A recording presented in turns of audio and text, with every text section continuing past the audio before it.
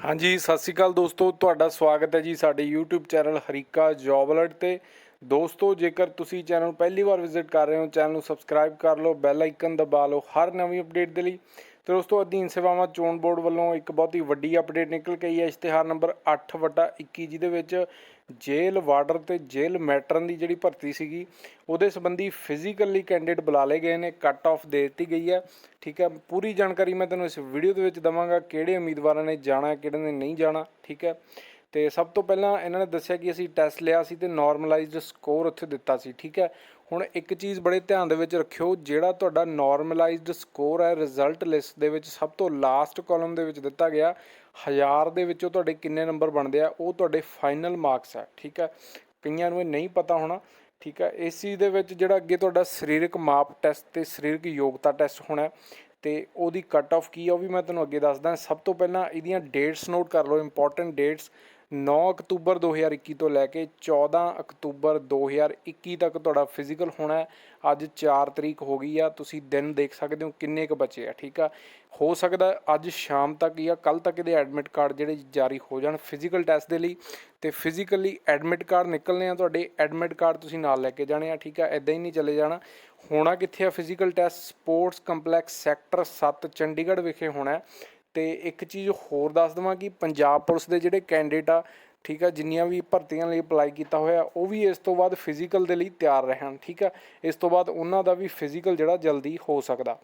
ਤੇ ਇਹਦੇ ਵਿੱਚ ਇਹਨਾਂ ਨੇ ਦੱਸਿਆ ਕਿ ਉਮੀਦਵਾਰ ਆਪਣਾ ਪਾਸਪੋਰਟ ਸਾਈਜ਼ ਤਾਜ਼ਾ ਰੰਗਦਾਰ ਫੋਟੋ, ਐਡਮਿਟ ਕਾਰਡ, ਸ਼ਨਾਖਤੀ ਕਾਰਡ ਨਾਲ ਲੈ ਕੇ ਆਉਣਗੇ ਜਦੋਂ ਤੁਸੀਂ ਫਿਜ਼ੀਕਲ ਟੈਸਟ ਲਈ ਜਾਣਾ। ਠੀਕ ਆ, ਉਸ ਤੋਂ ਬਾਅਦ ਉਮੀਦਵਾਰਾਂ ਨੂੰ ਮੈਰਿਟ ਦੇ ਆਧਾਰ 'ਤੇ ਵੱਖ-ਵੱਖ ਮਿਤੀਆਂ ਨੂੰ ਬੁਲਾਇਆ ਜਾਏਗਾ, ਭਾਵ ਕਿ 19 ਤੋਂ ਲੈ ਕੇ 14 ਤੱਕ ਅਲੱਗ-ਅਲੱਗ ਬੈਚ ਹੋਣਗੇ। ਠੀਕ ਹੈ, ਤੁਸੀਂ ਕਿਹੜੇ ਬੈਚ ਦੇ ਵਿੱਚ ਜਾਣਾ ਉਹ ਤੁਹਾਡੇ ਐਡਮਿਟ ਕਾਰਡ ਦੇ ਉੱਤੇ ਦਿੱਤਾ ਹੋਏਗਾ। ਠੀਕ ਆ, ਕਿਹੜੀ ਤਰੀਕ ਨੂੰ ਜਾਣਾ, ਕਿਹੜੇ ਬੈਚ ਦੇ ਵਿੱਚ ਜਾਣਾ ਅਤੇ ਤੁਹਾਡੀ ਟਾਈਮਿੰਗ ਕੀ ਹੋਏਗੀ, ਉਹ ਸਾਰੀ ਡਿਟੇਲ ਤੁਹਾਡੇ ਐਡਮਿਟ ਕਾਰਡ 'ਤੇ ਹੋਏਗੀ। ਉਸ ਤੋਂ ਬਾਅਦ ਇਹਦੇ ਵਿੱਚ ਇੱਕ ਖਾਸ ਚੀਜ਼ ਲਿਖੀ ਹੈ ਕਿ ਜਿਹੜੇ ਸਾਬਕਾ ਫੌਜੀ, ਠੀਕ ਹੈ, ਐਕਸ ਸਰਵਿਸਮੈਨ ਸੈਲਫ ਕੈਂਡੀਡੇਟਸ ਨੇ, ਉਹ ਆਪਣੀ ਕੈਟੇਗਰੀ ਨਾਲ ਸੰਬੰਧਿਤ ਸਮਰੱਥ ਅਥਾਰਟੀ ਵੱਲੋਂ ਜਾਰੀ ਕੀਤਾ ਦਸਤਾਵੇਜ਼ ਸਬੂਤ ਵਜੋਂ ਪੇਸ਼ ਕਰਨਗੇ। ਇਹ ਸਿਰਫ ਐਕਸ ਸਰਵਿਸਮੈਨ ਕੈਂਡੀਡੇਟਸ ਦੇ ਲਈ ਆ। ਉਸ ਤੋਂ ਬਾਅਦ ਇਸ ਟੈਸਟ ਵਿੱਚ ਜਿਹੜੇ ਹਾਈ ਟੈਕ ਇਲੈਕਟ੍ਰੋਨਿਕ ਸੈਂਸਰ ਵਰਤੇ ਜਾਣਗੇ। ਠੀਕ ਆ, ਜੋ ਵੀ ਰਨਿੰਗ ਲਈ ਸੈਂਸਰ ਵਗੈਰਾ ਲਗਾਏ ਜਾਂਦੇ ਹੁੰਦੇ ਨੇ, ਲੱਤ ਦੇ ਉੱਤੇ ਲਾਏ ਜਾਂਦੇ ਨੇ। ਠੀਕ ਆ, ਜਿਹੜਾ ਤੁਹਾਡੀ ਜੋ ਵੀ ਟਾਈਮਿੰਗ ਹੁੰਦੀ ਹੈ, ਰਨਿੰਗ ਦੀ ਟਾਈਮਿੰਗ ਹੈ, ਉਹ ਬਿਲਕੁਲ ਐਗਜ਼ੈਕਟ ਉਹ ਮਾਪਦਾ, ਬਿਲਕੁਲ ਇੱਕ ਸੈਕਿੰਡ ਵੀ ਇੱਧਰ ਉੱਧਰ ਦਾ ਗੈਪ ਨਹੀਂ ਰਹਿੰਦਾ ਉਸ ਚੀਜ਼ ਦੇ ਵਿੱਚ। ਉਹ ਸੈਂਸਰ ਤੁਹਾਡੇ ਲੱਤ ਦੇ ਉੱਤੇ ਲਗਾਏ ਜਾਣੇ ਆ ਅਤੇ ਉਸ ਨਾਲ ਤੁਹਾਡੀ ਟਾਈਮਿੰਗ ਜਿਹੜੀ ਉਹਨਾਂ ਵੱਲੋਂ ਨਿਕਲਣੀ ਆ। ਉਸ ਤੋਂ ਬਾਅਦ ਅਨੈਕਸਚਰ ਏ ਦੇ ਵਿੱਚ ਅੱਗੇ ਮੈਂ ਤੁਹਾਨੂੰ ਦੱਸਾਂਗਾ ਕੱਟ ਆਫ ਮਾਰਕਸ ਕੀ ਹੈ, ਕਿਹੜੇ ਕਿਹੜੇ ਕੈਂਡੀਡੇਟਸ ਨੇ ਜਾਣਾ। ਅਤੇ ਅੱਗੇ ਆਪਾਂ ਦੇਖਦੇ ਹਾਂ ਦੋਸਤੋ, ਅੱਗੇ ਇਹਨਾਂ ਨੇ ਕੱਟ ਆਫ ਮਾਰਕਸ ਦਿੱਤੇ ਆ ਜਿਨ੍ਹਾਂ ਨੇ 9 ਤੋਂ 14 ਤੱਕ ਜਿਨ੍ਹਾਂ ਦਾ ਫਿਜ਼ੀਕਲ ਹੈ। ਅਤੇ ਸਭ ਤੋਂ ਪਹਿਲਾਂ ਜਨਰਲ ਕੈਟੇਗਰੀ ਦੇ ਕੈਂਡੀਡੇਟਸ ਹੈ, ਇਹਨਾਂ ਦੇ ਲਈ ਜਿਹੜੇ ਕੱਟ ਆਫ ਮਾਰਕਸ ਡਿਕਲੇਅਰ ਕੀਤੇ ਗਏ ਆ 443.73। ਠੀਕ ਹੈ, ਜਨਰਲ ਕੈਟੇਗਰੀ ਮੇਲ ਕੈਂਡੀਡੇਟ ਜਿਨ੍ਹਾਂ ਦੇ ਮਾਰਕਸ 443.73 ਆ ਜਾਂ ਫਿਰ 443.73 ਤੋਂ ਉੱਪਰ ਹੈ, ਉਹ ਫਿਜ਼ੀਕਲ ਲਈ ਅਪੀਅਰ ਹੋਣਗੇ। ਠੀਕ ਹੈ, ਸਾਫ਼ ਜੀ ਗੱਲ ਹੈ।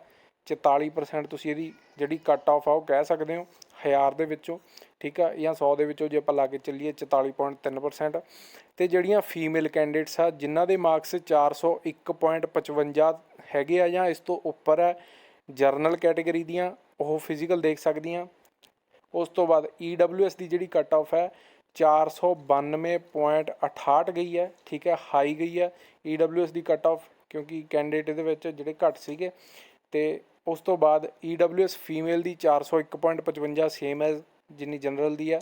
ਉਸ ਤੋਂ ਬਾਅਦ SCM&B ਮੇਲ ਦੇ ਲਈ 439.65, ਫੀਮੇਲ ਦੇ ਲਈ 401.95। SCR&O ਦੀ ਜਿਹੜੀ ਕੱਟ ਆਫ ਤੁਸੀਂ ਦੇਖ ਸਕਦੇ ਹੋ ਕਿੰਨੀ ਹਾਈ ਚਲੀ ਗਈ ਆ 541.29। ਇਹ ਸਿਰਫ ਪੋਸਟਾਂ ਦੇ ਹਿਸਾਬ ਨਾਲ ਹੈ, ਜਿੰਨੀਆਂ ਪੋਸਟਾਂ ਸੀ ਉਨੇ ਗੁਣਾ ਕੈਂਡੀਡੇਟ ਬੁਲਾਉਣ ਦੇ ਕਰਕੇ ਇਹ ਕੱਟ ਆਫ ਆ ਜਿਹੜੀ ਹਾਈ ਚਲੀ ਜਾਂਦੀ ਹੁੰਦੀ ਆ। ਅਤੇ SCR&O 541.29 ਮੇਲ ਦੇ ਲਈ, 401.08 ਫੀਮੇਲ ਦੇ ਲਈ। BC ਕੈਟੇਗਰੀ 592.09 ਮੇਲ ਦੇ ਲਈ ਅਤੇ ਫੀਮੇਲ ਦੇ ਲਈ 401.08। ESM ਜਨਰਲ ਸੈਲਫ 400 ਮੇਲ ਦੇ ਲਈ ਅਤੇ ਫੀਮੇਲ ਦੇ ਲਈ 543.66। ESM ਜਨਰਲ ਡਿਪੈਂਡੈਂਟ 404 ਅਤੇ ਫੀਮੇਲ ਦੇ ਲਈ ਵੀ 404। ਤੇ ਉਸ ਤੋਂ ਬਾਅਦ ਦੋਸਤੋ ESM ਦੀਆਂ तमाम ਕੈਟਾਗਰੀਆਂ ਤੁਸੀਂ ਦੇਖ ਸਕਦੇ ਹੋ। ਤੇ ਜਿਹੜੇ ਸਪੋਰਟਸ ਵਾਲੇ ਆ 404.31, ਭਾਵ ਕਿ ਜਿਹੜੇ ਮਿਨੀਮਮ ਜਿਹੜੀ ਕੱਟ ਆਫ ਹੈ ਸਪੋਰਟਸ ਵਾਲਿਆਂ ਲਈ ਉਹ 40% 'ਤੇ ਆ ਕੇ ਜਿਹੜੀ ਰੁਕ ਗਈ ਹੈ, ਕਿਉਂਕਿ 40% ਤੋਂ ਨੀਚੇ ਨਹੀਂ ਲੈ ਸਕਦੇ ਕਿਸੇ ਨੂੰ ਵੀ। ਅੱਗੇ ਫਰੀडम ਫਾਈਟਰ ਦੀ ਵੀ 404.58। ਤੇ ਬਾਕੀ ਇਹ ਤੁਸੀਂ ਚੈੱਕ ਕਰ ਲੈਣਾ ਬੈਚ ਵਾਈਜ਼, ਡੇਟ ਵਾਈਜ਼, ਜੋ ਵੀ ਤੁਹਾਡੇ ਐਡਮਿਟ ਕਾਰਡ ਦੇ ਉੱਤੇ ਆਏਗਾ।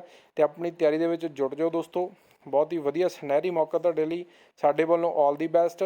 ਤੇ ਜਦੋਂ ਵੀ ਐਡਮਿਟ ਕਾਰਡ ਆਉਂਦੇ ਆ ਜ਼ਰੂਰ ਤੁਹਾਡੇ ਤੱਕ ਸ਼ੇਅਰ ਕਰਾਂਗੇ। ਬਾਕੀ ਜਾਣਕਾਰੀ ਲਈ ਸਾਡੇ ਨਾਲ ਜੁੜੇ ਰਹੋ, ਬਣੇ ਰਹੋ। ਧੰਨਵਾਦ ਦੋਸਤੋ, ਸਤਿ ਸ਼੍ਰੀ ਅਕਾਲ।